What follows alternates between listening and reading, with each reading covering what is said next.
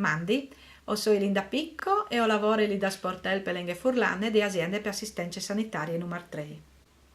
In questo video us svelerai di cemut domandare la copia di cartelli clinici e altre documentazioni sanitarie e di cemut ritiralis.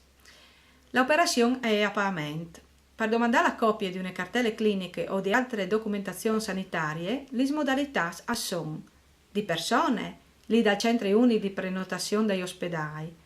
Per queste, spedin la domanda agli uffici cartelli clinici e via fax. Se al momento di prenotazione si domanda la spedizione a domicili, la documentazione è recapitata per queste. La domanda di documentazione è poi essi fatta dall'interessato, di un rappresentante legale o di un'altra persona fornite da deleghe e dal documento d'identità di cui che è il deleghe. I refers e gli scopi di cartelli clinici si ritirano a sportei CUP la che si è fatta la domanda.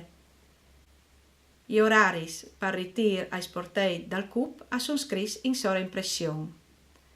Le informazioni sulle procedure che ho elencato possono essere domandate ai sportei per informazioni dagli ospedali e dai PON Salute. Consultando il sito aziendale si trovano altre informazioni sull'argomento.